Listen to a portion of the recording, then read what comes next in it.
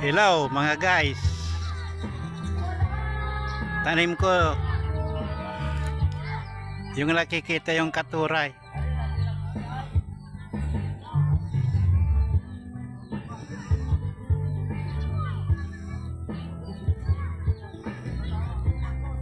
Hitik sa bulaklak.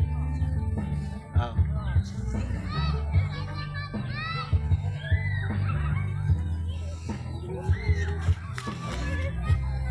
Ang pakinabang natin dito sa katuray yung bulaklak lang. Tignan niyo yung mga puti, oh. Yan ang mga bulaklak.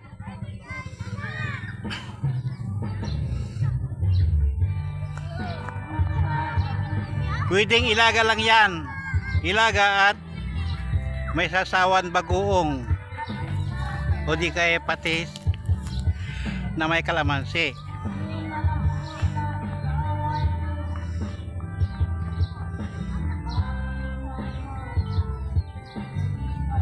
Bagoong at kalamansi, okay na. Close natin.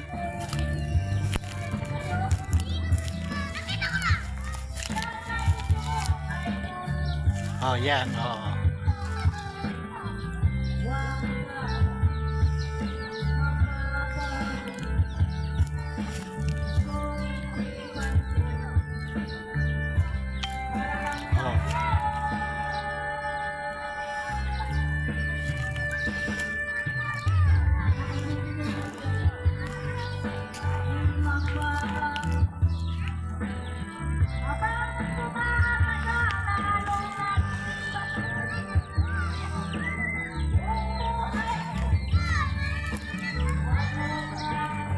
Tuwing umaga namimitas kami dito.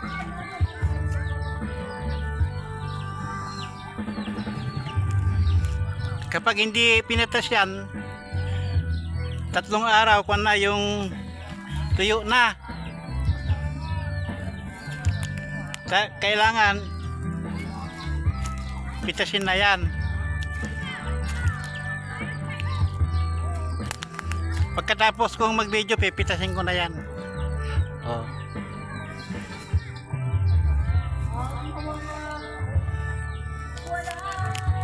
Pwedeng isahog sa sa gulay, sa isda.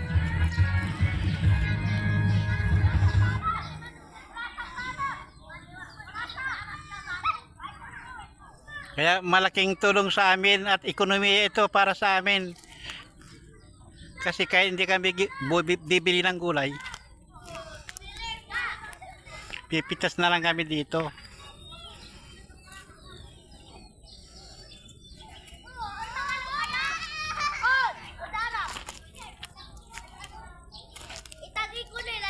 Tuloy-tuloy ng pamumulaklak ng katuray.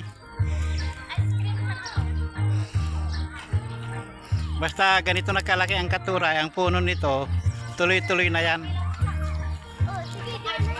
Mapaulan, mapataginit, tuloy-tuloy na.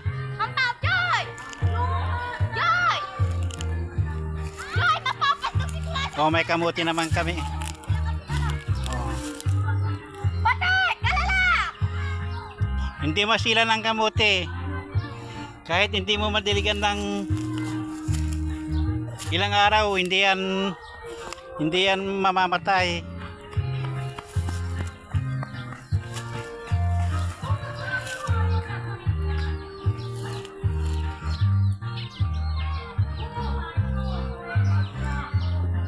Yung talbos, pwede na kaming suportahan.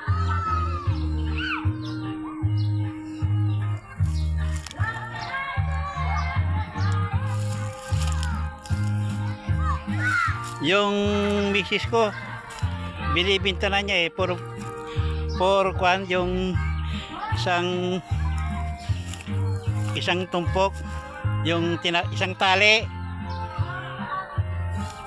binibinta na 10 piso ang isang tali.